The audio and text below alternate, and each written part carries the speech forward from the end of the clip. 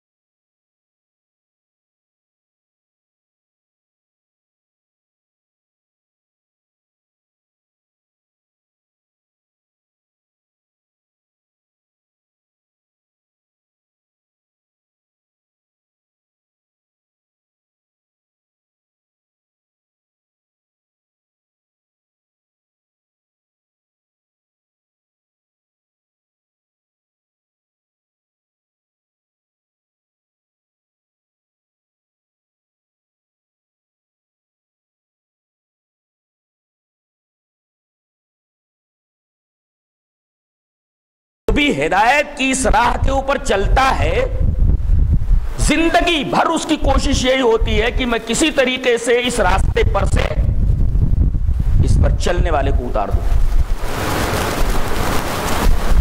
اللہ کے سامنے اس نے یہی دعویٰ کیا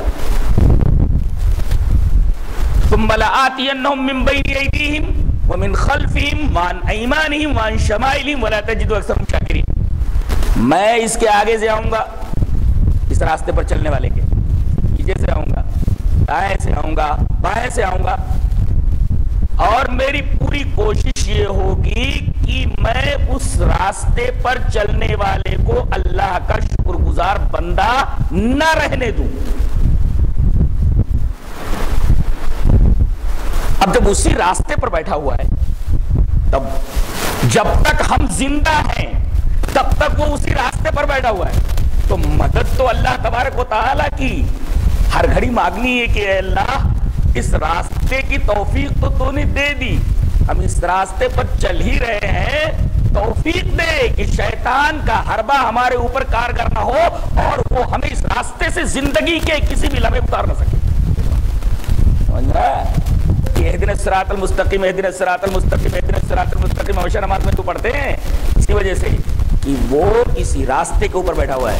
لا قعودن لهم صراطک المستقیم. تو یہ نعمت جس کو مل گئی اس کی اخروی اور ابدی زندگی کامیاب ہو گئی.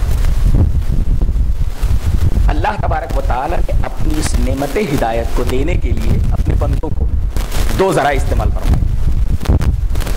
تو یہ نعمت ہے، اور اس نعمت کو دینے کے لیے اللہ تبارک و تعالیٰ نے دو ذریعے استعمال فرمائے.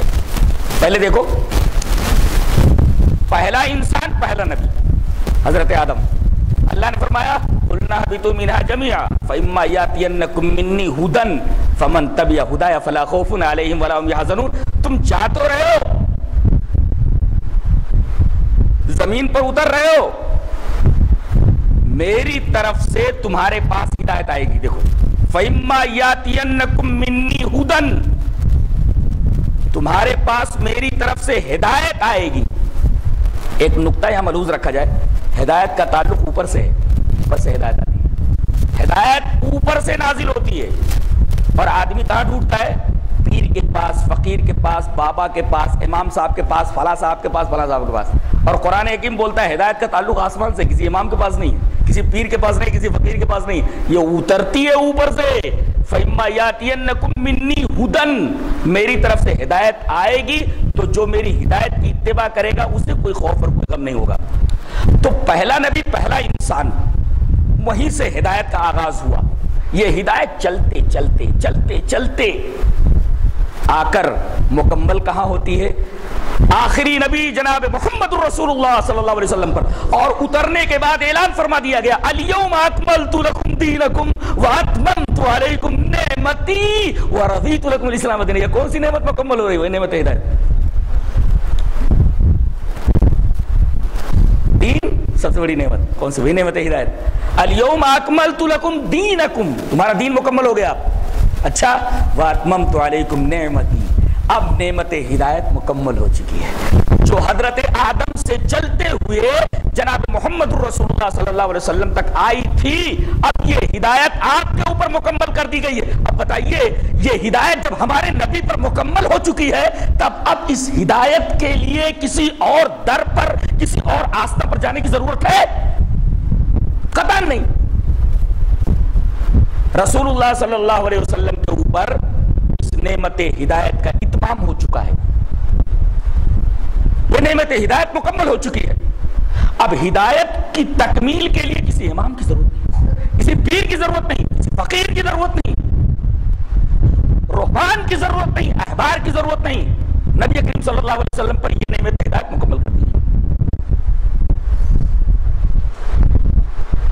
بندوں کو اللہ نے اپنی یہ نعمت ہدایت دینے کے لیے دو ذرائع استعمال فرمائے، ایک الکتاب، دوسرے الرسول.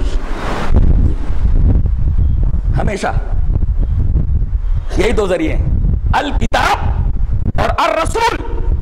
اور الکتاب الرسول دونوں لازم و ملزوم، دونوں کو ایک دوسرے سے جدا نہیں کیا جا سکتا. اگر کتاب کو رسول سے جدا کر لیا جائے، کتاب صرف کتاب ہی پڑھو، صرف قرآن ہی پڑھتے رہو، قرآن سے رسول کو الگ کر لیا جائے تو قرآن کی مثال کتاب کو اگر رسول سے الگ کر لیا جائے، کتاب کو سنت سے الگ کر لیا جائے، سنت کس کی؟ نبی کی، کتاب کس کی؟ اللہ کی۔ قرآن کو رسول سے الگ کر لیا جائے، کتاب کو سنت سے الگ کر لیا جائے، تو کتاب کی مثال، قرآن کی مثال اس کشتی کی ہے جس کا کوئی ملاح نہ ہو۔ ظاہر ہے کہ وہ کشتی جس کا کوئی ملاح نہ ہو کبھی بھی ساحل مقصود کے اوپر نہیں پہنچ سکتی، وہ کہیں بھی سمندر کے اندر، دریا کے اندر ڈوب سکتی ہے۔ تو رسول کے بغیر کتاب اس کشتی کی طرح جس کا کوئی ملاح نہ ہو، اور کتاب سے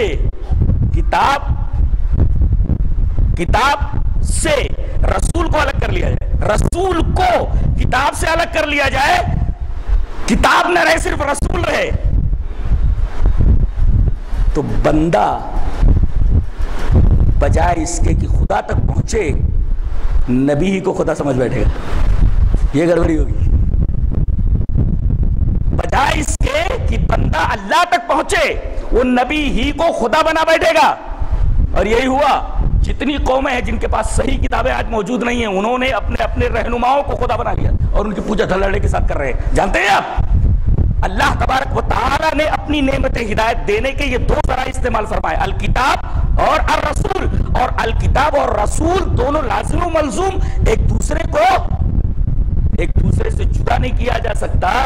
اگر کتاب سے رسول کو الگ کر لیا جائے، کتاب کی مثال اس کشتی کی جس کا کوئی ملاح نہیں، اور رسول کو اگر کتاب سے الگ کر لیا جائے تو لوگ رسول ہی کو خدا سمجھ بیٹھیں گے۔ لہذا یہ کتاب اور سنت، قرآن اور رسول دونوں لازم و ملزوم ہیں۔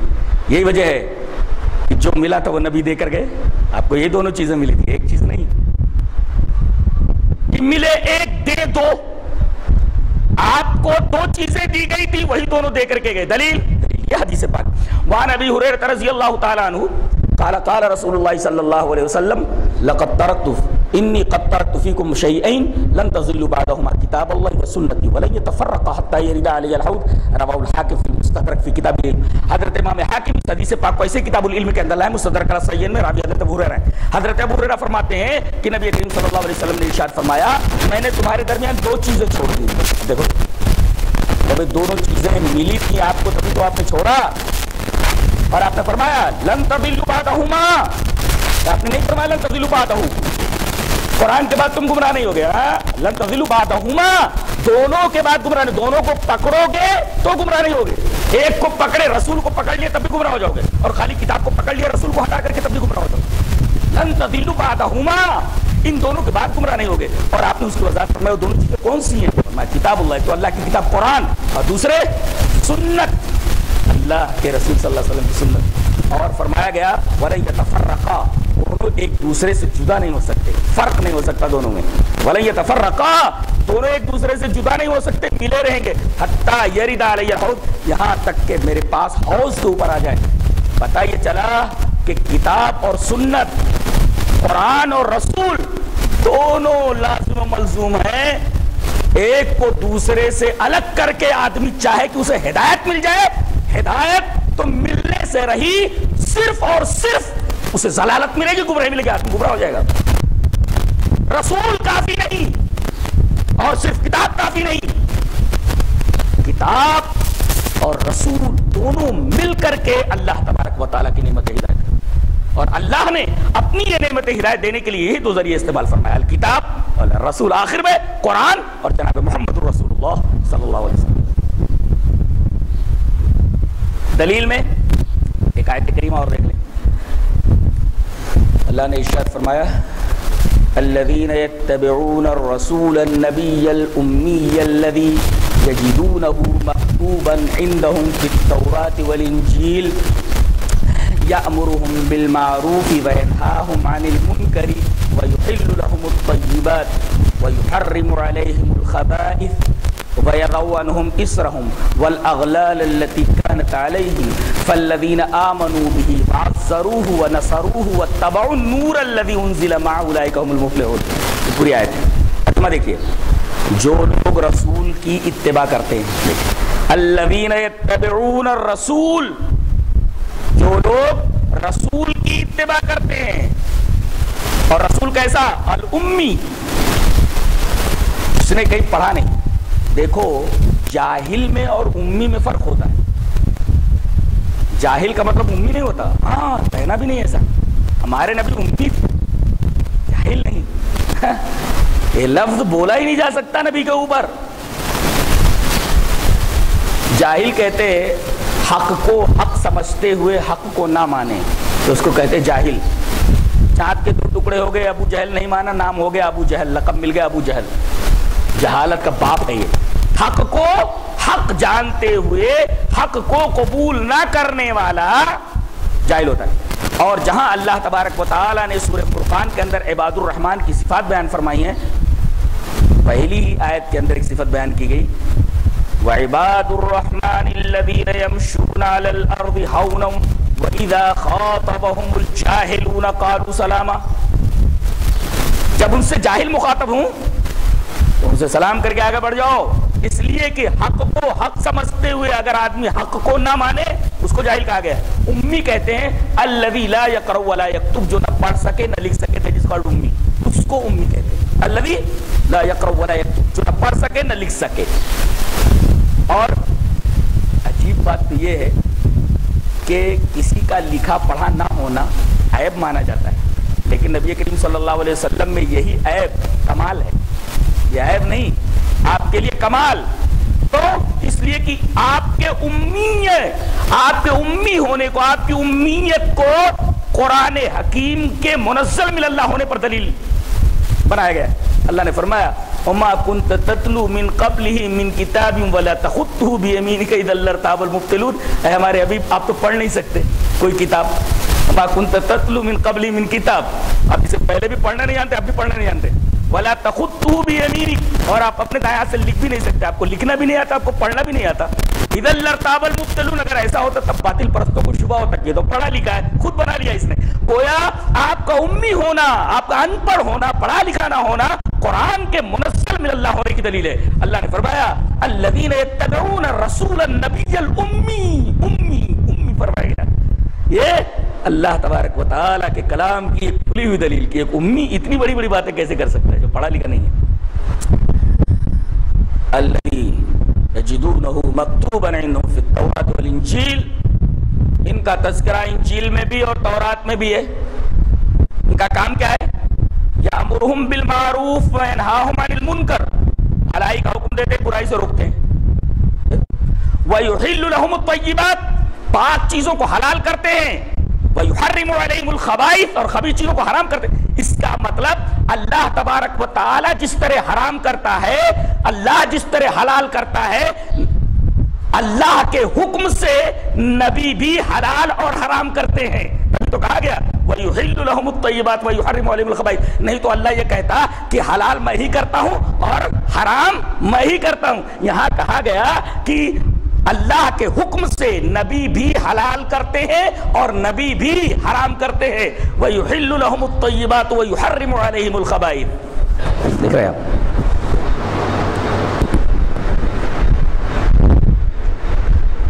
وَيَضَعُ عَنْهُمْ إِصْرَهُمْ، لوگوں نے خامخواہ اپنے اوپر جو بوجھ ڈال رکھا تھا اس کو اتارنے کے لیے. وَالْأَغْلَالَ الَّتِي كَانَتْ عَلَيْهِمْ، اپنے اوپر رسوم اور رواج کی جو بیڑیاں ڈال رکھی تو بیڑیوں کو کاٹنے کے لیے آپ آئے تھے. کیا ہوا؟ فَالَّذِينَ آمَنُوا بِهِ وَعَزَّرُوهُ وَنَصَرُوهُ وَاتَّبَعُوا النُّورَ الَّذِي أُنزِلَ مَعَهُ، تو جو لوگ آپ کے اوپر ایمان لائے، وَعَزَّرُوهُ، اور جنگ میں آپ کی مدد کی، وَنَصَرُوهُ، اور مالی مدد کی آپ کی. فالذین آمنوا بہ وعزروہ ونصروہ واتبعوا النور الذی انزل معہ، اور آپ کے اوپر جو نور اترا قرآن اس کی اتباع کی، تو اولئک هم المفلحون. آپ دیکھ رہے ہیں، آپ اتباع رسول الگ ہے، اتباع نور الگ ہے، دونوں الگ ہیں. اتباع قرآن اور اتباع رسول کے درمیان واو کی فصل آئی ہے. اس کا مطلب اتباع رسول الگ ہے، اتباع نور الگ ہے. یوں کہیں آپ کہ اگر اتباع نور خاکہ ہے تو اتباع رسول در حقیقت اسی خاکے کے مطابق، اسی خاکے کے مطابق تیار کی ہوئی بلڈنگ ہے. اگر قرآن حکیم ایک خاکہ ہے تو اس خاکے میں رسول کی اتباع رنگ بھرتی ہے، ورنہ خاکہ پھیکا ہو جاتا ہے. اسی وجہ سے جہاں اتباع نور کا ذکر کیا گیا، اتباع رسول کا ذکر کیا گیا واو کے فصل کے ساتھ، وَاتَّبَعُوا النُّورَ الَّذِي أُنزِلَ مَعَهُ، وہاں اتباع رسول ہے اور فوراً بعد میں کہا گیا اتباع نور، قرآن کی اتباع اور رسول کی اتباع، دونوں اتباع اگر کوئی کرتا ہے تو اولئک هم المفلحون، تو ان کے لیے خوشخبری ہے کہ وہ لوگ کامیاب ہیں۔ یہاں ایک ہی اتباع کافی نہیں سمجھی گئی، ورنہ یہ کہہ دیا جاتا کہ صرف قرآن کی اتباع کرو کامیابی اسی میں ہے، یہ کہہ دیا جاتا کہ تم صرف رسول کی اتباع کرو کامیاب ہو جاؤ گے، بلکہ یہ کہا گیا کہ اتباع نور کے ساتھ اتباع رسول ضروری ہے، اور اتباع نور کو اتباع رسول کی روشنی میں سمجھا جائے گا، ورنہ گمراہ ہو جاؤ گے۔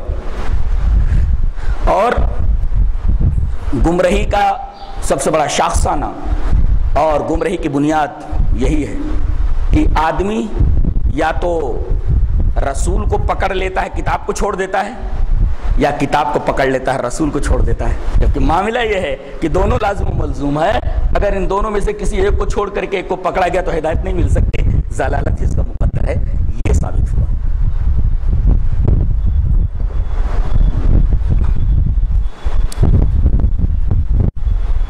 بعض لوگ یہ کہتے ہیں کہ ہمارے لیے قرآن کافی ہے،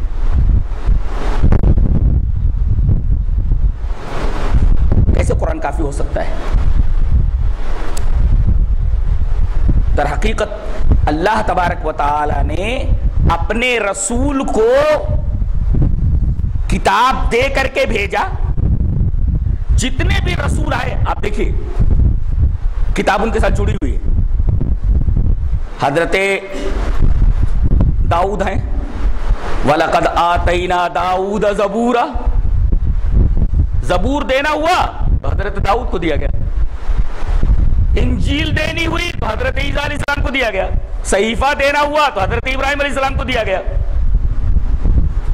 تورات دینی ہوئی تو حضرت موسیٰ علیہ السلام، قرآن دینا ہوا تو آخری نبی جناب محمد رسول اللہ صلی اللہ علیہ وسلم کا انتخاب کیا گیا۔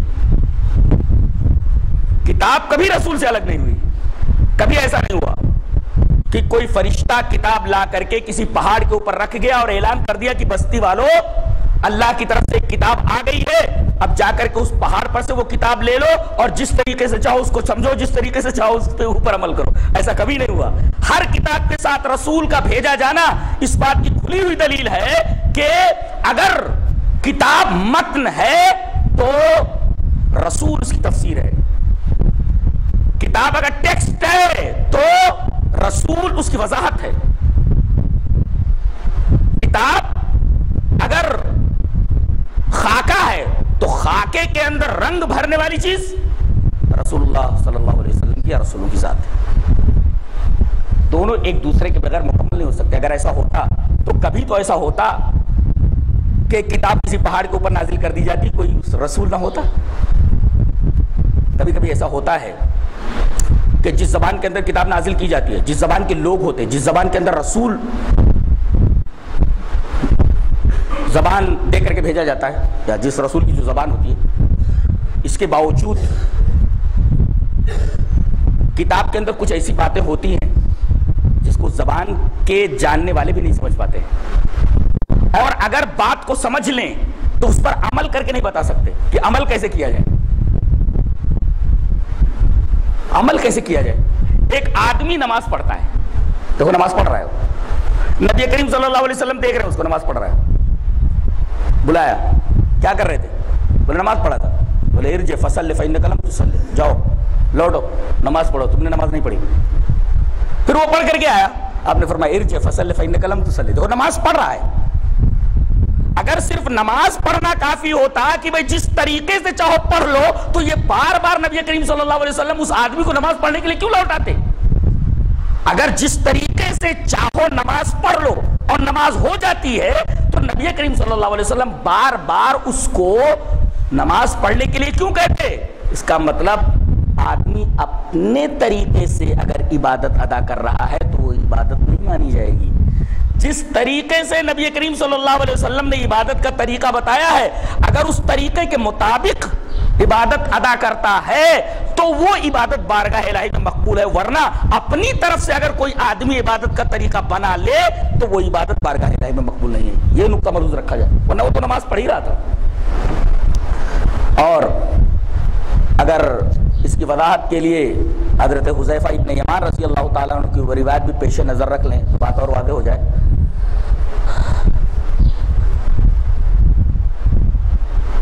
کہ حضرت حذیفہ رضی اللہ تعالیٰ عنہ نے ایک آدمی کو دیکھا کہ وہ نماز پڑھ رہا ہے لیکن لا یتم رکوعہ ولا سجودہ. گڑبڑی صرف یہ تھی کہ وہ رکوع اور سجدے برابر نہیں کر رہا تھا. لا یتم رکوعہ ولا سجودہ، رکوع اور سجدے برابر نہیں کر رہا تھا. فلما قضى صلاته قال له حذیفہ، جب وہ نماز مکمل کر چکا تو حضرت حذیفہ نے اس کو بلایا اور کہا کہ حضرت کیا کر رہے تھے آپ؟ کہا کہ میں نماز پڑھ رہا تھا. کہا کہ تم نے نماز نہیں پڑھی، ما صلیتا، تم نے نماز نہیں پڑھی.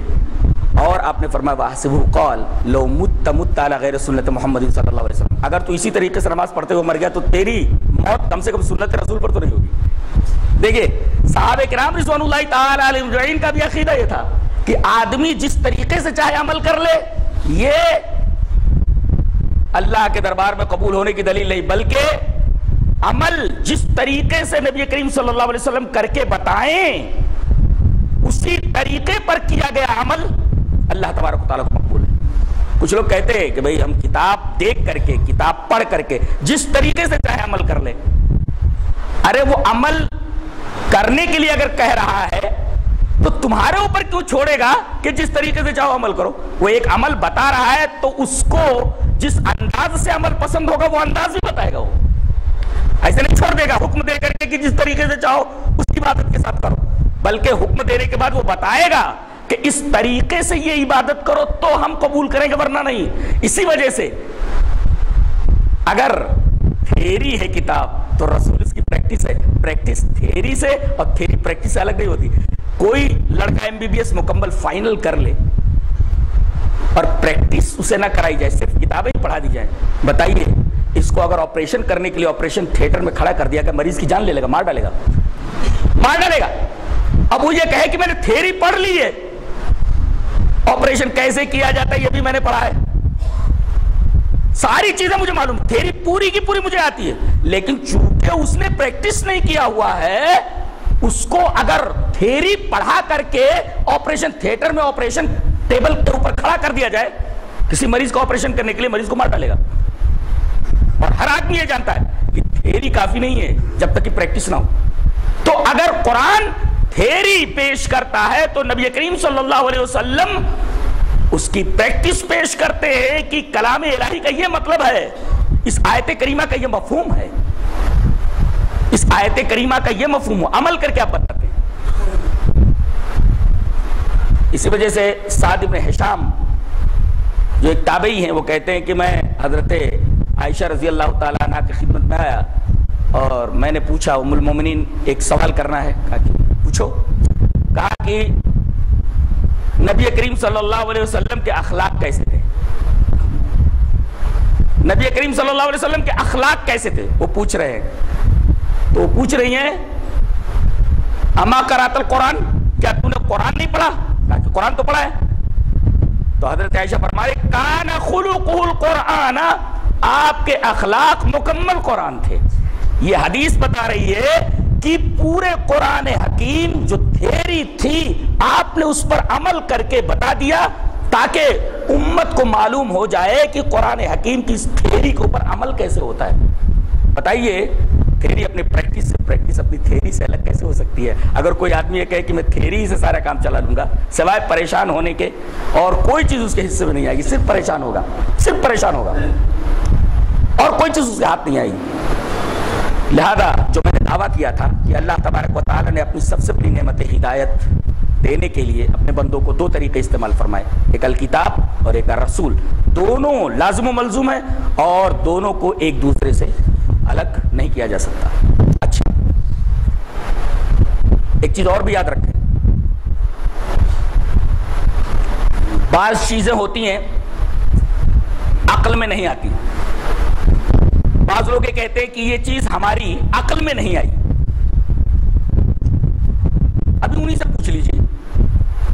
جو یہ دعویٰ کریں کہ بھئی آپ وضو کرتے ہیں، نماز پڑھتے ہیں، اب یہ پوچھے نماز پڑھتے ہیں؟ ہاں نماز پڑھتے ہیں۔ اچھا نماز سے پہلے وضو کرتے ہیں؟ بولے ہاں وضو کرتے ہیں۔ کیوں وضو کرتے ہیں؟ وضو کے بغیر نماز نہیں ہوگی؟ بولے نہیں وضو کے بغیر نماز نہیں ہوگی۔ تو میں یہ کہوں گا میری عقل میں نہیں آتا کہ ہوا کہاں سے خارج ہوئی ہے اور دھلایا کہاں جا رہا ہے؟ عقل میں آتی ہے بات؟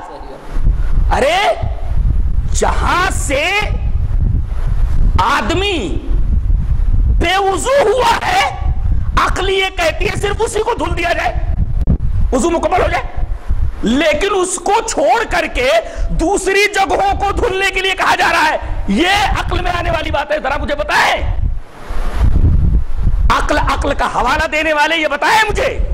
میں یہی سوال کروں گا کہ آپ نماز پڑھتے ہیں؟ جی نماز 2 وقت کی پڑھو، چاہے 3 وقت کی پڑھو، چاہے 4 وقت کی پڑھو، چاہے 5 وقت کی پڑھو، بہت سارے اختلافات ہیں منکرین حدیث میں، بہت سارے اختلافات ہیں۔ کوئی 3 کہتا ہے، کوئی 4 پڑھتا ہے، کوئی 5 پڑھتا ہے، کوئی 6 بھی پڑھیں۔ ان سے پوچھا یہ جائے کہ آپ نماز پڑھتے ہیں؟ نماز تو پڑھنا ہے۔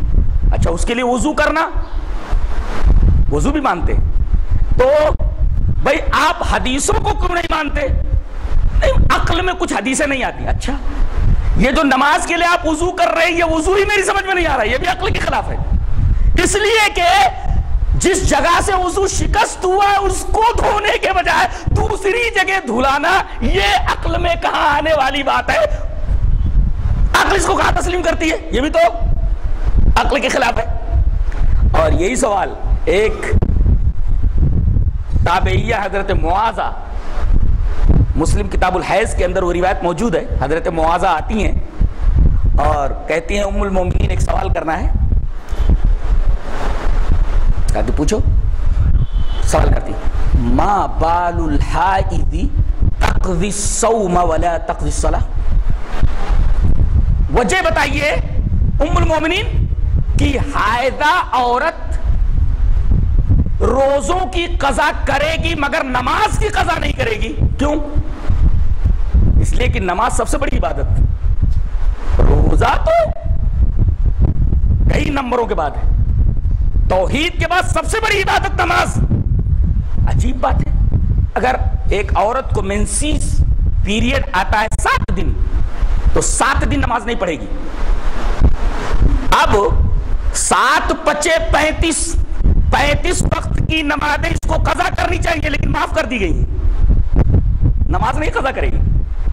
لیکن اگر رمضان کے مہینے میں اسے 7 دن یہ پیریڈ آیا تو 7 روزے اس کو چھوڑنے پڑیں گے، لیکن بعد رمضان ان 7 روزوں کی قضا کرنی پڑے گی۔ اب عقل یہ کہاں مانتی ہے کہ بھائی جو سب سے بڑی عبادت ہے اس کی تو قضا نہ کرائی جائے اور اس سے چھوٹی قسم کی عبادت جو سال بھر میں ایک دفعہ آتی ہے اس کی قضا کرائی جائے؟ وہی سوال کر رہی ہے حضرت معاذہ، وہ بھی صدیقہ کائنات حضرت عائشہ رضی اللہ تعالیٰ عنہ سے پوچھ رہی ہیں ما بال الحائض تقضی الصوم ولا تقضی الصلاۃ۔ ام المومنین یہ بتائیں کہ عورت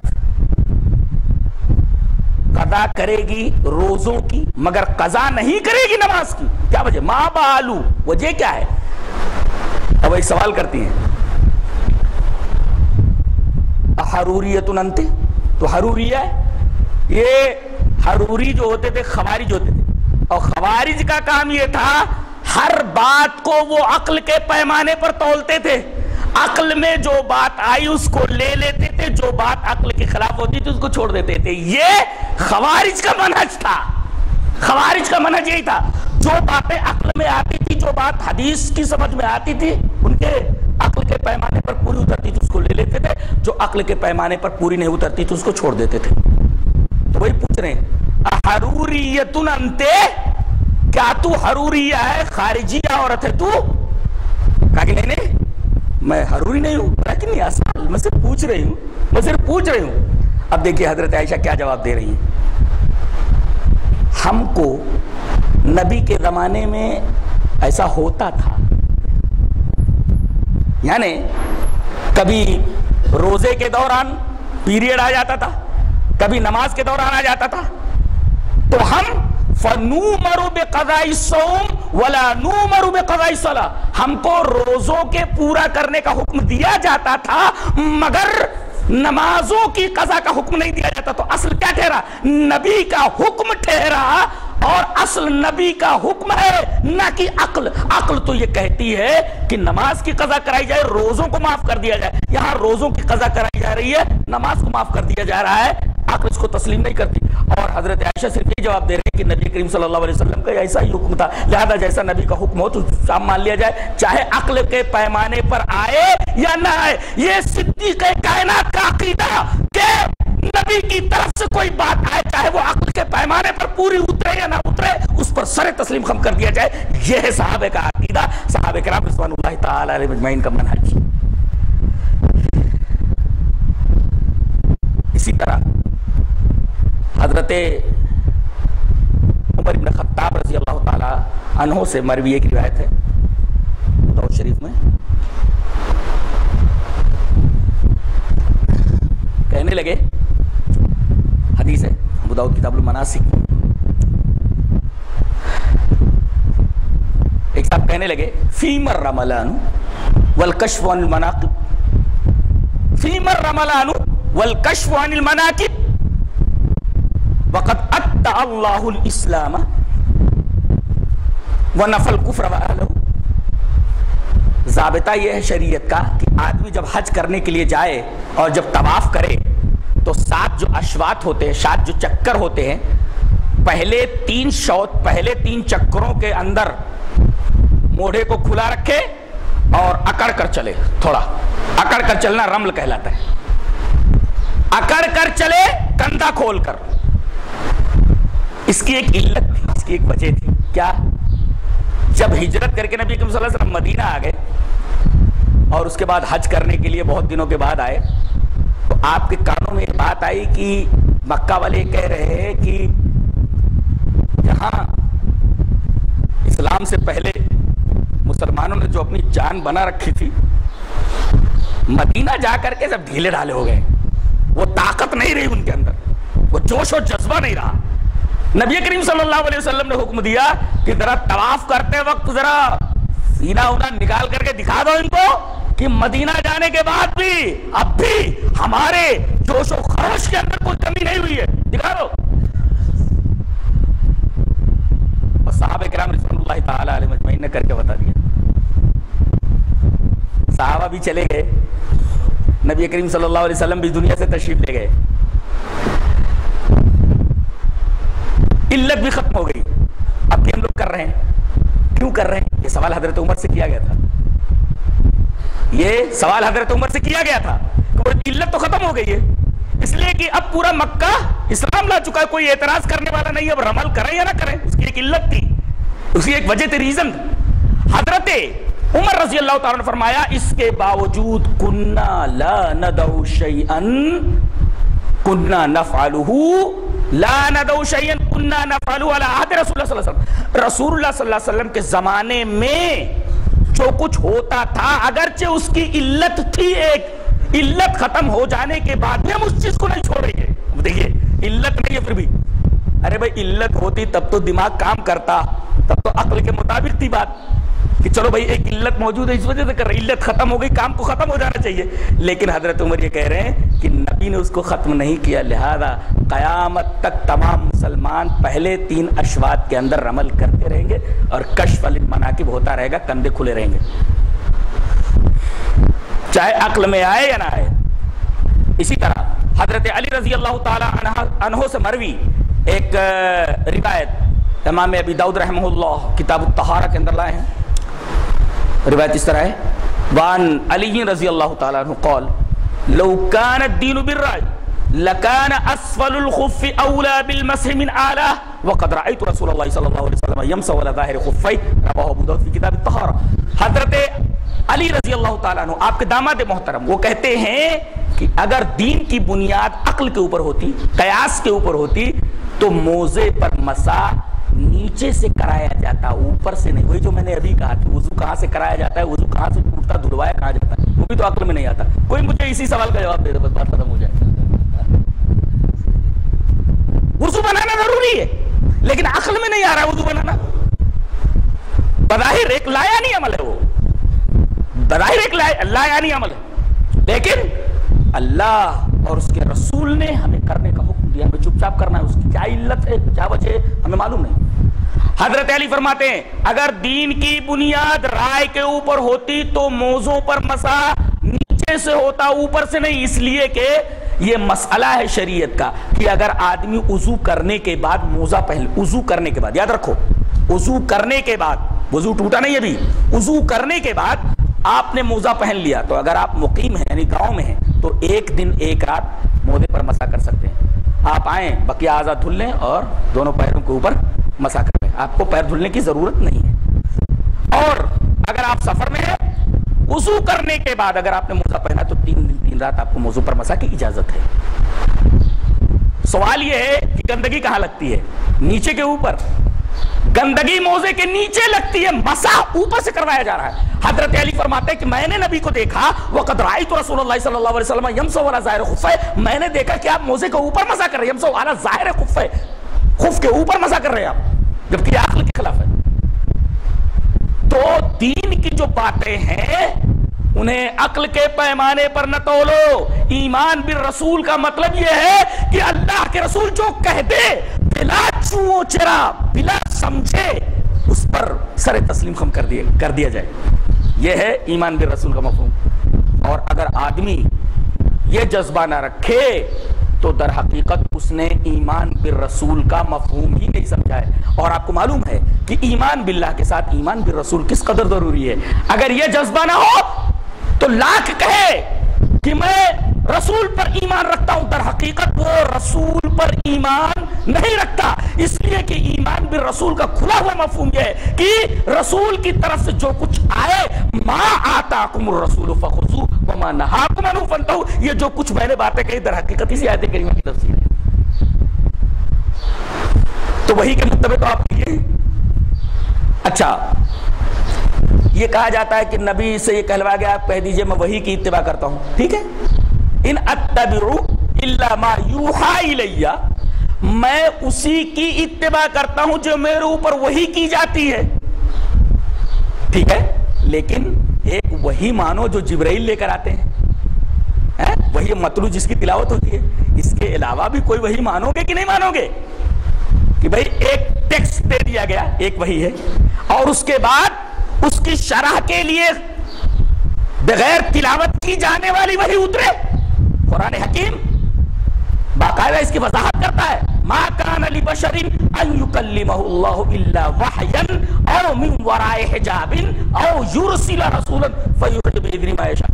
تو رسول بھیجتا ہے اور رسول کے اوپر وحی کرتا ہے. یہ بات تو سمجھ میں آ گئی. لیکن وحین کا کیا مطلب ہے؟ اب وحین کا کئی مطلب ہوتا ہے. اشارہ کر دے، دل میں ڈال دے، خواب میں بتا دے. اور یہیں پر ایک نقطہ ملا. بعض لوگ کہتے ہیں کہ قرآن لکھا جاتا تھا، لکھے جانے کی وجہ سے وہ محفوظ ہے، حدیث لکھی نہیں جاتی تھی اس وجہ سے غیر محفوظ ہے. میں یہ کہتا ہوں کہ جو چیز ملفوظ نہ ہو، جو چیز ملفوظ نہ ہو، لفظوں میں نہ لکھی گئی ہو، تو مفہوم کے اوپر عمل نہیں ہوگا. اب دیکھیں حضرت ابراہیم علیہ السلام مفہوم کے اوپر عمل کر رہے ہیں. مفہوم کے اوپر وہ کہہ رہے ہیں، ان کو خواب میں دکھایا گیا کہ وہ اپنے بیٹے کو ذبح کر رہے ہیں. دیکھیں اپنے بیٹے کو ذبح کر رہے ہیں، یہ لفظ ہے کہ عمل ہے؟ عمل ہے، لفظ نہیں ہے. عمل ہے، مفہوم ہے، ملفوظ نہیں، لفظ نہیں ہے. اور جب خواب سے بیدار ہوتے ہیں تو اپنے بیٹے سے کہتے ہیں انی اذبحک فانظر ماذا تری. انی جی ہاں میں نے خواب میں دیکھا ہے کہ میں تجھ کو ذبح کر رہا ہوں. وہاں لفظ نہیں ہے، صرف مفہوم ہے. تو اگر مفہوم خالی ہو تو کیا اس کے اوپر عمل نہیں کیا جائے گا؟ اسی وجہ سے پتہ یہ چلا کہ روایت بالمعنی معتبر ہے. روایت بالمعنی معتبر ہے. اگر کوئی روایت کا معنی ہی بیان کر دے، لفظ نہ ہو، تب بھی چونکہ مفہوم ہے، مفہوم کے اوپر عمل ہوتا ہے. یہ قرآن حکیم سے ثابت ہے.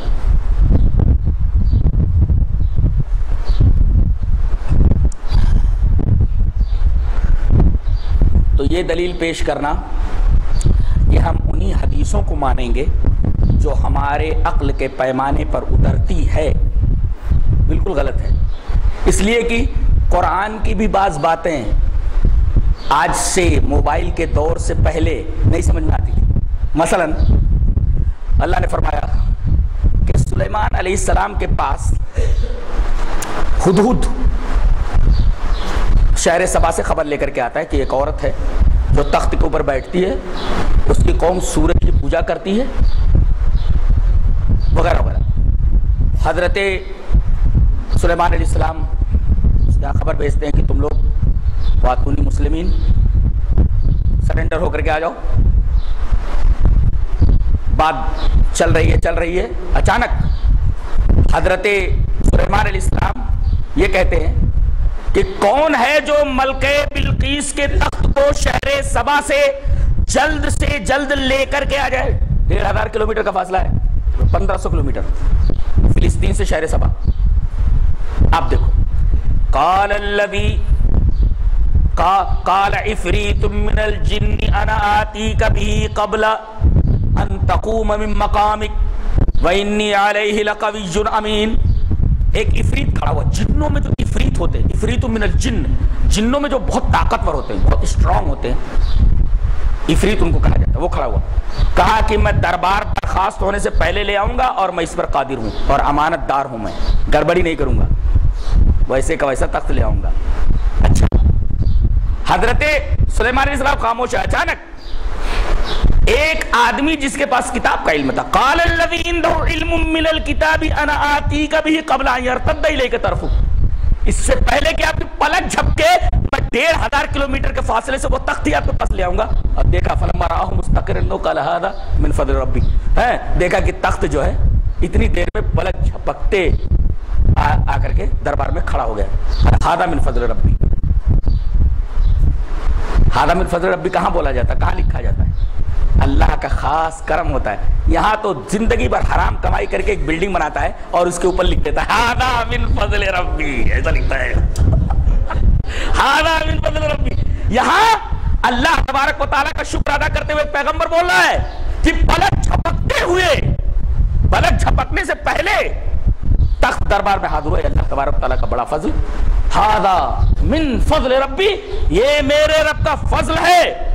بتائیے، موبائل نے آ کر کے یہ بتا دیا ہے کہ تصویر ہزاروں میل کے فاصلے سے تھوڑی دیر میں آ سکتی ہے، آوازیں ہزاروں کلومیٹر کے فاصلے سے پلک جھپکتے ہی آ جاتی ہے. لیکن آج تک کسی میٹر کو 1 کلومیٹر کیا 10 قدم بھی منتقل نہیں کیا جا سکا ہے کسی میٹر کو. کوششیں جاری ہیں کہ میٹر کو انرجی میں تبدیل کر کے ٹنل وغیرہ کے اندر کچھ ریسرچ وغیرہ ہو رہا ہے تو لیکن آج تک کامیابی نہیں ملی. یہاں پورا میٹر اٹھ کر کے آ گیا ہے. ابھی تو تصویر آ رہی ہے، آوازیں آ رہی ہے، لیکن وہی چیز اٹھ کر کے نہیں آتی ہے. آپ جس سے بات کر رہے ہیں وہ آپ کے سامنے نہیں ہوتا، صرف اس کی تصویر ہوتی ہے، اس کی آواز ہوتی ہے. لیکن معجزہ دیکھیے آپ کہ 1500 کلومیٹر کے فاصلے پلک جھپک جائے. یہ بات سمجھ میں آنے والی ہے. موبائل نہ ہوتا آج تو کیا یہ بات سمجھ میں آتی؟ لیکن صحابہ کرام اس کے اوپر ایمان لائے، اگرچہ بات ان کی سمجھ میں نہیں آئی تھی. بات ان کی سمجھ میں نہیں آئی تھی کہ 1500 کلومیٹر کے فاصلے سے وہ میٹر کیسے آ گیا، لیکن وہ ایمان لائے. یہ صحابہ کرام رضوان اللہ تعالی علیہم اجمعین تھے. اسی وجہ سے بعض چیزیں ابھی منتظر ہیں اپنے وقت کی، جو سمجھ میں نہیں آ رہی ہیں قرآن کی باتیں یا حدیث کی باتیں، اس وقت کے اوپر وہ بالکل واضح ہو جائے گی. تو یہ کہنا کہ جو چیز سمجھ میں نہ آئے اس کا انکار کر دو، قرآن حکیم کے اندر بھی بہت ساری باتیں ہیں جو سمجھ میں نہیں آتی، تو کیا اس کا بھی انکار کر دیا جائے؟ تو عقل معیار نہیں ہے کسی چیز کی صداقت کو پرکھنے کے لیے، بلکہ اللہ تبارک و تعالی جب قانون بھیج رہا ہے اور قانون بتانے والے کو بھی بھیجتا ہے تو اسی کی بات مانی جائے نا. جس کے اوپر قانون اتر رہا ہے وہ زیادہ سمجھے گا کہ ہم زیادہ سمجھیں گے؟ تو سیف طریقہ کیا ہے؟ جس کے اوپر وہ کتاب اتر رہی اسی کی بات مان لی جائے. سیف طریقہ یہ ہے. اور آدمی کا ایمان، عقیدہ، دماغ، تمام چیزیں اس کی اعتدال کے حد میں آ جاتی ہے، اعتدال کے دائرے میں آ جاتی ہیں اگر وہ ان باتوں کو پیش نظر رکھے۔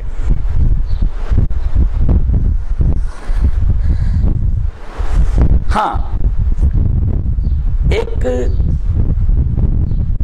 جواب اور دے دوں میں چیز کا کہ قرآن حکیم جب اترتا تھا تو ایک تو اللہ کے رسول صلی اللہ علیہ وسلم اسے اپنے سینے میں جمع کر لیتے تھے، یاد کر لیتے تھے، بائی ہارٹ کر لیتے تھے۔ دوسرے اس کو لکھوا لیتے تھے۔ تیسرے اس کے اوپر عمل ہوتا تھا۔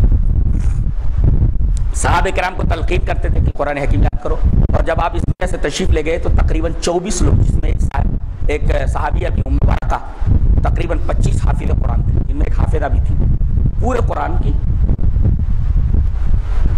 حفظ کرنے والے، پورے قرآن کو یاد کرنے والے اتنے لوگ موجود تھے۔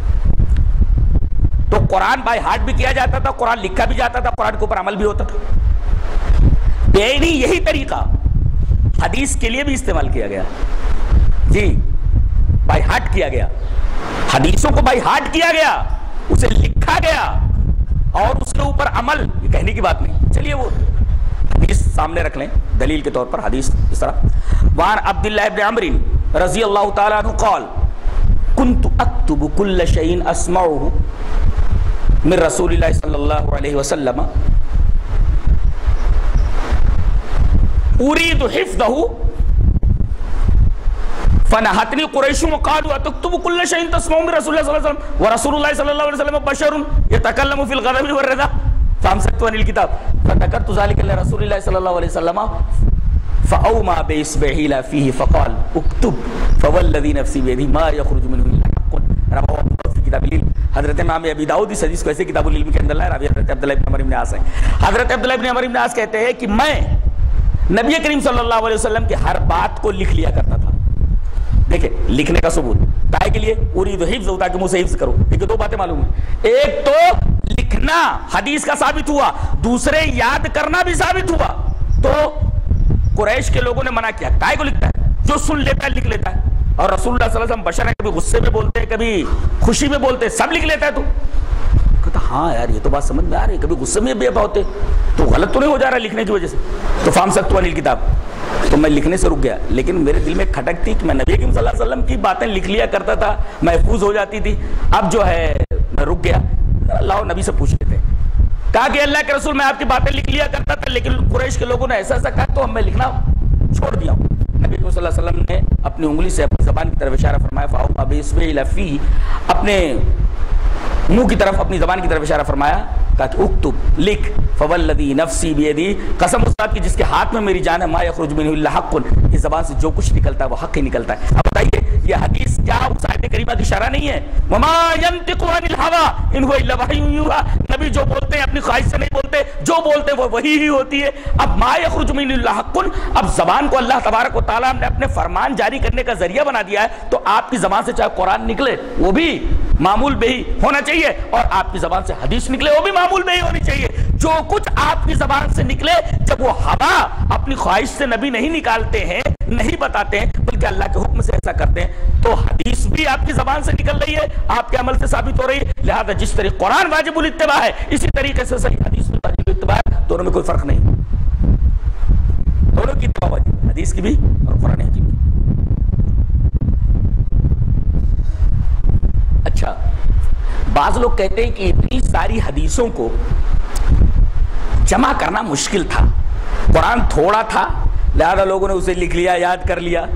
حدیثیں تو یہ تو ثابت ہو گیا حدیثیں لکھی بھی جاتی تھی، ایک دوسرے حدیثیں لوگ یاد بھی کرتے تھے۔ لکھنے کے لیے اس کی دلیل میں حضرت ابو ہریرہ رضی اللہ تعالی عنہ کے بارے میں بتا دوں کہ ان کا صحیفہ، وہ نبی کریم صلی اللہ علیہ وسلم کے ساتھ سائے کی طرح لگے رہتے تھے، جہاں بھی کوئی عمل دیکھا، کوئی قول دیکھا، فوراً لکھ لیتے تھے۔ اور ڈاکٹر حمید اللہ نے پیرس سے ایڈٹ کر کے صحیفہ حمام ابن منبہ شائع کیا ہوا ہے، آپ چاہے تو لے سکتے ہیں اسے، انٹرنیٹ پر بھی ہے، صحیفہ حمام ابن منبہ۔ یہ حضرت ابو ہریرہ رضی اللہ تعالیٰ عنہ کی جمع کردہ حدیثوں کا مجموعہ تھا، جسے حضرت ابو ہریرہ رضی اللہ تعالیٰ عنہ نے اپنے زمانے میں جمع کیا تھا، اور صحیفہ حمام ابن منبہ کے نام سے ڈاکٹر حمید اللہ نے پیرس سے اس کو شائع کیا ہے، پیرس سے اس کو مل رہی ہے، انٹرنیٹ کے اوپر ہے۔ اسی طریقے سے یہ راوی جن کی حدیث میں نے پیش کی، حضرت عبداللہ ابن عمر ابن عاص، ان کی کتاب صحیفہ صادقہ یہ لکھ لیتے تھے نا، اس حدیث سے معلوم ہوا کہ یہ لکھ لیتے تھے۔ اب وہ لکھتے تھے تو ان کی کتاب کہاں ہے؟ ڈاکٹر حمید اللہ نے پیرس سے صحیفہ صادقہ کے نام سے حضرت عبداللہ ابن عمر ابن عاص رضی اللہ تعالی عنہ کی وہ تمام حدیثیں، ان تمام حدیثوں کا مجموعہ صحیفہ صادقہ کے نام سے انہوں نے پیرس سے ایڈٹ کر کے شائع کیا ہوا ہے، وہ بھی انٹرنیٹ کے اوپر موجود ہے، آپ دیکھ لیجئے۔ تو نبی کے زمانے میں بھی حدیثیں لکھتے تھے لوگ، اور کہتے ہیں اتنی حدیثیں کیسے وہ سب امام بخاری ایسے ہی جمع کر لیے ہیں، ایسا کر لیا انہوں نے، ویسا کر لیا ہے۔ یہ سب در حقیقت شیطان کے وساوس ہیں، حقیقت کا اس سے کچھ لینا دینا نہیں۔ بتائیے جن حدیثوں پر ہم عمل کرتے ہیں زیادہ سے زیادہ ان کی تعداد، معمول بہا جو حدیثیں ہیں جن کے اوپر عام طور سے عمل ہوتا ہے، 1 لاکھ سے زیادہ نہیں ہے، برابر ہے؟ 1 لاکھ سے زیادہ نہیں ہے۔ صحابہ کرام کتنے تھے؟ حجۃ الوداع کے موقع پر تمام صحابہ کرام رضوان اللہ تعالیٰ عنہم تقریباً 1,24,000 تھے۔ بتائیے عرب اتنے ذہین، ایک صحابی کے اوپر ایک حدیث نہیں پڑھ رہی ہے، معمول بہا حدیثیں زیادہ سے زیادہ 1 لاکھ، اور صحابہ کرام 1,24,000۔ تو کیا ایک صحابی ایک حدیث نہیں یاد کر سکتا تھا؟ اس طرح حدیثوں کو جمع کیا گیا۔ اور میرا خیال ہے کہ اس وقت جو سب سے بہترین طریقہ تھا حدیثوں کے رواج دینے کا اور آگے بڑھانے کا، اس سے بہتر طریقہ ہو ہی نہیں سکتا تھا۔ ایک طریقے کا پریس تھا، وہ کیسے؟ نبی کریم صلی اللہ علیہ وسلم سے کوئی چیز سنی انہوں نے، ارے آپ کو سن کر حیرت ہوگی، ایک حدیث ہے کہ حضرت عمر بن سلمہ رضی اللہ تعالیٰ عنہ 7 سال کے ہیں، 8 سال کے ہیں، فَحَفِظْتُ مِنْ ذَلِكَ قُرْآنًا كَثِيرًا، ان کا گھر مدینہ کے راستے پر پڑتا تھا، تو ادھر سے لوگ آتے تب بھی ان کے گھر کے پاس سے گزرتے تھے، مدینہ سے واپس ہوتے تو ان کے گھر کے پاس سے گزرتے تھے، اور وہ لوگ بولتے آج ہم نے اتنا قرآن سیکھا ہے، نبی سے اتنا قرآن سیکھا ہے، یہ بات سیکھی ہے۔ حضرت عمر ابن سلمہ 7-8 سال کے تھے، کہتے ہیں کہ سن کر کے، اس وقت قرآن چھپا ہی نہیں تھا، سن کر کے میں نے تقریباً پورا قرآن یاد کر لیا تھا، فحافظت من ذلک قرآن کثیرا، اور ان کو امام بنا دیا گیا تھا۔ ایک بچہ امامت کرتا تھا، 7-8 سال کا بچہ امامت کرتا تھا۔ اب اگر کوئی یہ پوچھے کہ بھئی آپ نماز پڑھتے ہیں تو پڑھتے ہیں، اچھا جماعت کے ساتھ نماز پڑھتے ہیں، جماعت کے ساتھ نماز پڑھتے ہیں، تو امام کتنی عمر کا ہونا چاہیے؟ قرآن سے ثابت ہو سکتا ہے؟ کتنی عمر کا ہونا چاہیے؟ قرآن بتا پائے گا؟ یہ حدیث بتائے گی کہ بچہ کتنا ہی چھوٹا کیوں نہ ہو، اگر قرآن سب سے زیادہ جانتا تو امام وہی بنے گا، اس لیے کہ یؤمکم اقرؤکم، تم میں قرآن کا جو سب سے زیادہ قاری ہو وہی امامت کرے گا۔ لہذا حضرت عمر بن سلمہ رضی اللہ تعالیٰ تو قرآن کے سب سے قاری تھے، سب سے زیادہ قاری تھے، وہی امامت کرتے تھے۔ تو اس سوال کا جواب بھی حدیث سے ملے گا اور کہیں نہیں مل سکتا۔ یہاں رک کر کے ایک تو پریس کی بات میں کر رہا تھا، تو اب سب سے بہترین ذریعہ، سب سے بہترین پریس اس وقت یہی تھا کہ نبی سے کوئی بات سنی انہوں نے، فوراً آ کر کے راستے میں چلتے ہوئے اپنے ایک ساتھی کو بتا دیا، ارے نبی نے یہ بات، اب ایک تو بات اس تک پہنچ گئی، وہاں سے آگے بات پہنچ گئی، وہاں سے آگے بات پہنچ گئی، اس طریقے سے لوگوں تک باتیں پہنچتی گئی اور لوگ اس پر عمل کرتے گئے، تو اس طریقے سے حدیث محفوظ ہوتی گئی، حدیث محفوظ۔ اچھا بعض کام آپ اندر کرتے تھے گھر میں، تو وہاں بھی پوچھنے کے لیے لوگ پہنچ جاتے تھے، دلیل یہ حدیث پاک۔ وعن انس رضی اللہ تعالیٰ عنہ یقول جاء ثلاثة رهط الى بيوت ازواج النبي صلی اللہ علیہ وسلم يسألون عن عبادت النبي صلی اللہ علیہ وسلم فلما اخبروا كانهم تقالوها، 3 آدمی امہات المؤمنین کے پاس آئے اور پوچھنے لگے کہ یہاں رسول اللہ صلی اللہ علیہ وسلم عبادت گھر میں کیسے کرتے ہیں، کتنا کرتے ہیں؟ باہر تو ہم دیکھتے ہیں نماز جو پڑھتے ہیں، جو عبادت کرتے ہیں باہر مسجد میں ہم دیکھ لیتے ہیں، باہر جو کچھ عبادت کرتے ہیں ہم دیکھ لیتے، لیکن اندر کیا کرتے؟ دیکھو پوچھنے کے لیے آگے، فلما اخبروا، تو امہات المؤمنین نے بتایا یہ عمل کرتے۔ دیکھیے اندر کا عمل بھی معلوم ہو گیا صحابہ کرام کو، 3 آئے تھے اور انہوں نے دیکھا کم ہے، یہ تو کم ہے۔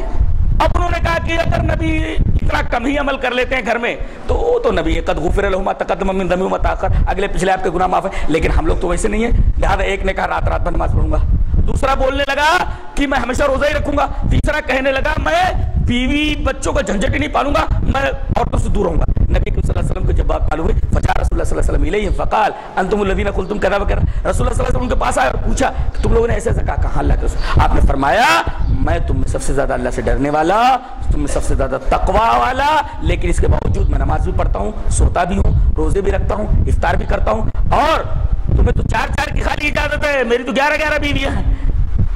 فمن رغب عن سنتی فلیس منی، میری سنت سے جو اعراض کرے وہ مجھ میں سے نہیں۔ جس کے یہ تزکیہ، اس کو کہتے ہیں تزکیہ۔ تو ایک یتلو علیہم آیاتی، آیات تلاوت کرنا، دوسرے تعلیم دینا، اور اس کے بعد کہیں گڑبڑ ہو جائے تو اس کا کریکشن کرنا، جس کو تزکیہ، تزکیہ کا مطلب ہے کہیں گڑبڑ ہو جائے صحابہ کرام سے تو اس کا کریکشن کرنا، اس کو تزکیہ کہتے ہیں۔ تو نبی کریم صلی اللہ علیہ وسلم کا کام صرف کتاب اترے وہی تو پہنچانا نہیں ہے، ایک آیت اتری تو پہنچا دیا، نہیں، بلکہ پہنچا دینے کے ساتھ ساتھ آپ اس کی تعلیم دیتے تھے، اور کہیں اگر گڑبڑی ہوتی تھی کرنے میں، عمل میں صحابہ کرام کے، تو اس کا کریکشن کرتے تھے، اس کو تزکیہ کہتے ہیں۔ یہ ساری چیزیں نبی کریم صلی اللہ علیہ وسلم کے وظائف اور اعمال میں داخل تھی۔ تو دیکھو گھر کے احوال بھی معلوم ہو گئے، گھر کی عادت بھی معلوم ہو گئی، صحابہ کرام تک پہنچ گئی، اور جو آپ کرتے تھے وہ تو صحابہ کرام کے سامنے تھے۔ اب گھر میں آ کر کے گھر کا سرپرست بیان کرا، بچوں کو بھی معلوم ہوگا، بیوی کو معلوم ہوگا، ان کے گھر میں جو عورتیں آ رہی ہیں ان کو بھی معلوم ہو گیا۔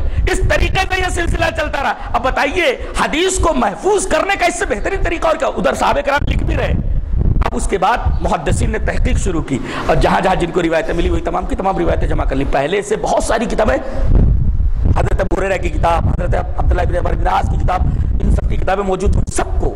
اب امام بخاری رحمۃ اللہ علیہ کی بخاری دیکھیے، صحیفہ حمام بن منبہ کی بہت ساری روایتیں، صحیفہ صادقہ کی بہت ساری روایتیں آپ کو بخاری میں ملیں گی۔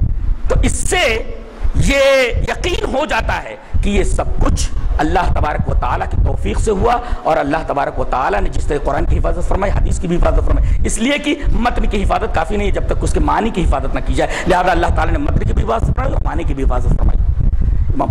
ہاں ایک بات اور ہے کہ کہیں کہیں ایسا ہوتا ہے کہ حدیث سمجھ میں نہیں آتی، حدیث سمجھ میں نہیں آتی، تو کہیں کہیں ایسا ہوتا ہے کہ حدیث سمجھ میں نہ آئے تو ہتھیار ڈال دینا چاہیے، یہ ایمان بالرسول کا تقاضا ہے، ہتھیار ڈال دینا چاہیے، ہر جگہ عقل نہیں لڑانا چاہیے، ہو سکتا ہے ہماری سمجھ میں نہ آیا، عقل معیار نہیں ہے۔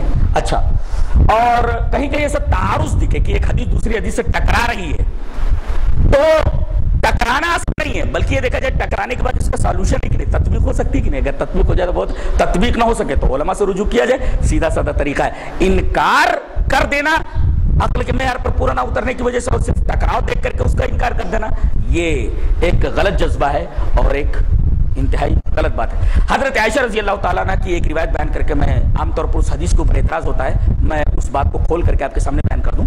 کہتے ہیں کہ حضرت عائشہ رضی اللہ تعالیٰ عنہ کے رضائی بھائی ابو سلمہ اور ایک صاحب اور یہ آئے اور کہا کہ نبی کریم صلی اللہ علیہ وسلم اس نہاتے کیسے تھے، نہاتے کیسے تھے؟ تو حضرت عائشہ رضی اللہ تعالیٰ نے ایک پردہ کھینچ دیا اور اس کے بعد پھر غسل کر کے بتا دیا۔ اب اس پر اعتراض شروع ہو گیا۔ در حقیقت حدیث ایسی ہے یہ نہیں ہے، حدیث ایسی ہے ہی نہیں کہ اس پر شور مچایا جائے۔ ہوا یہ دیکھیے، کسی لفظ کو جو غیر زبان کا ہو اپنے زبان میں اگر استعمال کریں گے تو وہاں معنی کچھ ہوتا ہے یا معنی کچھ ہوتا ہے۔ غسل کا مطلب ہوتا ہے نہانا، اور غسل کا مطلب ہوتا ہے نہانے کا پانی۔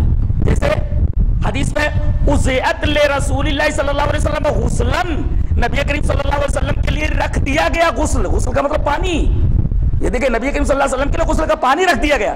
اُزِئَتْ لِرَسُولِ اللَّهِ صلی اللہ علیہ وسلم غسلاً، رسول اللہ صلی اللہ علیہ وسلم کے لیے غسل کا پانی رکھ دیا گیا۔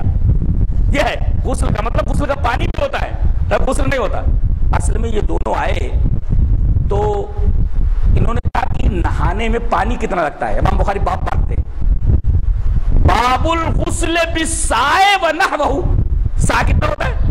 2.5 کلو کا نا، 2.5 کلو یا اتنے میں غسل ہو جاتا تھا۔ اب یہ پوچھ رہے ہیں ام المومنین یہ 2.5 کلو میں ایک سا میں کیسے غسل ہو سکتا ہے، کیسے غسل ہو سکتا ہے؟ یہ پوچھنے کے لیے وہ آئے تھے، یہ نہیں پوچھ رہے تھے کہ نہاتی کیسے ہیں آپ، یا نبی صلی اللہ علیہ وسلم نہاتے کیسے تھے، نہیں، وہ پوچھنے ہی آئے تھے کہ یہ ایک سا کے اندر غسل کیسے ہو جاتا ہے، 2.5 کلو پانی میں ایک آدمی کیسے نہا سکتا ہے۔ حضرت عائشہ رضی اللہ تعالیٰ عنہ نے برتن منگوایا، فدات بے انائن، آپ نے برتن منگوایا جس کے اندر ایک سا پانی تھا، دکھایا تاکہ یہ پانی اتنا ہی ہے، یہ دیکھو ایک سا ہے، اتنے میں اتنے میں نہا سکتے ہو تم. اس کے بعد آپ نے پردہ کھینچنے چلی گئی, کہا کہ میں نہانے ہی جا رہی ہوں, میں نہانے ہی جا رہی ہوں, اسی سے مجھے نہانا ہے, یہی برتن ہے. اس سے یہ کہاں نکلا کہ ان کے سامنے نہائی ہے, وہ ہوا.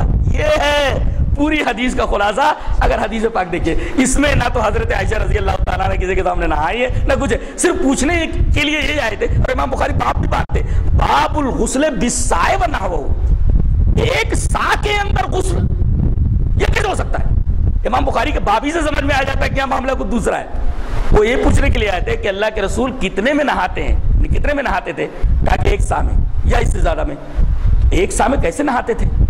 کہا کہ پانی کا برتن لاؤ. تو پانی کا برتن لایا گیا اور اس کے بعد اس کے اندر وہی ایک سا پانی تھا. حضرت عائشہ رضی اللہ تعالیٰ عنہ نے فرمایا, یہ دیکھ رہے ہو یہ پانی, یہ ایک سا ہی ہے, اب میں جا رہی ہوں نہانے کے لیے, تم لوگ جاؤ. اس کے بعد آپ نے پردہ کھینچ دیا اور آپ نہانے کے لیے چلی گئی. یہ ہے اس حدیث کا خلاصہ. بخاری کی اس روایت کا مطلب یہ ہے, اور باقاعدہ الفاظ ہی یہی ہیں. اس سے یہ نکالنا کہ حضرت عائشہ رضی اللہ تعالیٰ عنہ ان کے سامنے نہائی ہے, یہ تو حضرت عائشہ رضی اللہ تعالیٰ عنہ پر ایک بہت گندی تہمت ہے. اور حدیث کے الفاظ اور امام بخاری اس طریقے کی کوئی روایت لائی ہی نہیں ہے, اور نہ ہم نے دیکھا نہ پڑھا نہ بخاری میں ایسی کوئی روایت ہے. لہذا صحیح حدیث کبھی بھی قرآنی آیت سے نہیں ٹکراتی, اور ایک صحیح حدیث دوسری صحیح حدیث کے کبھی نہیں ٹکراتی. لہذا ہم نے جو پہلی بات یہ کہی کہ اللہ تبارک و تعالیٰ نے جو اپنی نعمت ہدایت دی ہے وہ دو ذریعے سے, کتاب اور رسول, دونوں کو ایک دوسرے سے الگ نہیں کیا جا سکتا. لہذا اللہ ہمیں اس بات کی توفیق دے کہ ہم کتاب اور سنت دونوں کو مضبوطی سے تھامیں اور زندگی کتاب و سنت کے بتائے ہوئے طریقے کے مطابق گزاریں. اللہ تبارک و تعالیٰ ہمیں نیک عمل اور اچھی سمجھ کی توفیق عطا فرمائے. وآخر دعوانا الحمدللہ رب العالمین.